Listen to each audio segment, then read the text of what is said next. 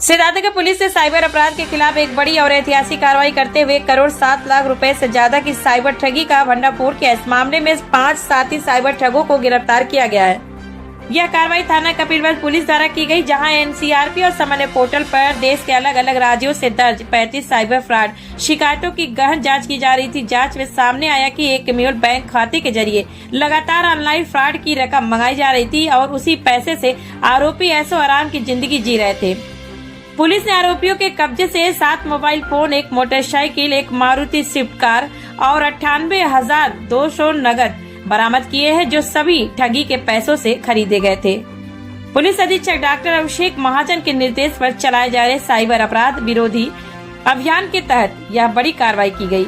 मामले में धारा 419, 420, 34 और 66 DIT एक्ट के तहत मुकदमा दर्ज कर सभी अभियुक्तों को न्यायालय भेज दिया गया है।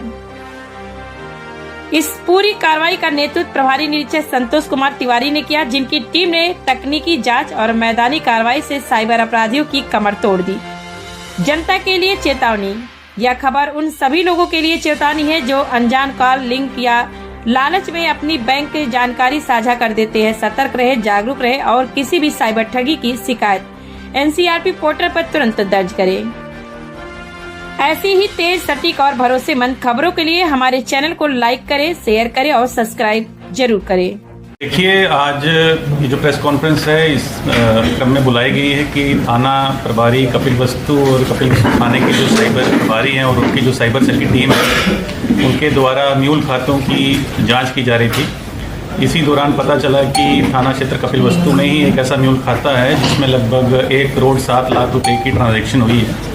उसकी जब विस्तृत जांच की गई तो पता चला कि इस खाते में साइबर फ्रॉड की धनराशि आती थी और फिर इसी खाते से आगे कुछ और खाते हैं जिनमें जाती थी और फिर उसमें ये लोग कैश विड्रॉल करके अपने निजी खर्चों के लिए पूरा कर रहे थे।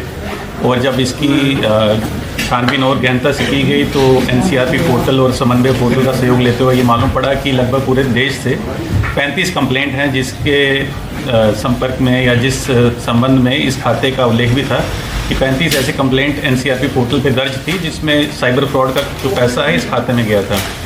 तो उस पर थाना प्रभारी और उनकी टीम द्वारा कार्रवाई करते हुए 5 अभियुक्तों को गिरफ्तार किया गया है, जिनका नाम है शहजाद खान, आशीष मिश्रा, परवेज़, अब्दुल अहद और मोहम्मद वसीम। ये 5 लोग थाना क्षेत्र कपिलवस्तु के रहने वाले हैं और इनके पास से जो बैंक स्टेटमेंट निकली उससे भी इस चीज़ की पुष्टि हुई और जो इन्होंने पैसा उसका उपयोग किया उसमें 7-8 मोबाइल फ़ोन, स्मार्टफोन्स मिले इनके पास, कुछ कैश मिला है, गाड़ी मिली है, मोटरसाइकिल मिला है, उन सबको जब्त किया गया है और आज इनको जेल भेजा जा रहा है। और जो थाने की टीम है उसको भी पुरस्कार मेरे द्वारा दिया जाएगा और आगे भी विवेचना में जो और चीज़ें निकल पाएंगी उस पर भी आगे कार्रवाई करते हुए एक साइबर फ्रॉड के चलते जो हमारे पुलिस महानिदेशक महोदय के द्वारा भी निर्देश दिए जा रहे हैं और एक हाई प्रायोरिटी क्राइम है और आजकल काफ़ी लोग इसके चंगुल में आ रहे हैं, उनको जागरूकता के साथ साथ जो साइबर अपराधी हैं उनके ऊपर भी शिकंजा कसने की हमारी मुहिम जारी रही। सर, 1,07,00,000 के सापेक्ष में जो अमाउंट रिकवर हुआ केवल 98,000 हुआ है।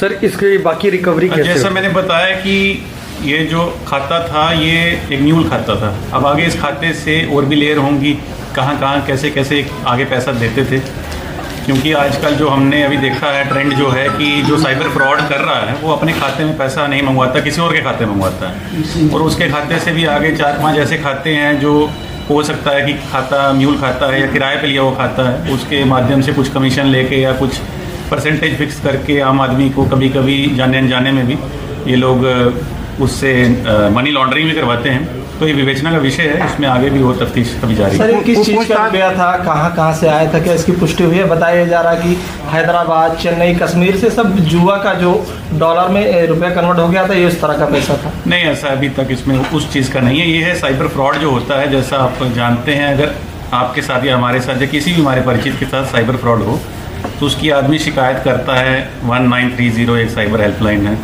उसके बाद एनसीआरपी पोर्टल है एक भारत सरकार का जिसकी फुल फॉर्म है national cyber crime reporting portal. उस पोर्टल में आदमी बताता है कि मेरे साथ ये फ्रॉड हुआ, इतना पैसा मेरा चला गया और ये उसका विवरण था।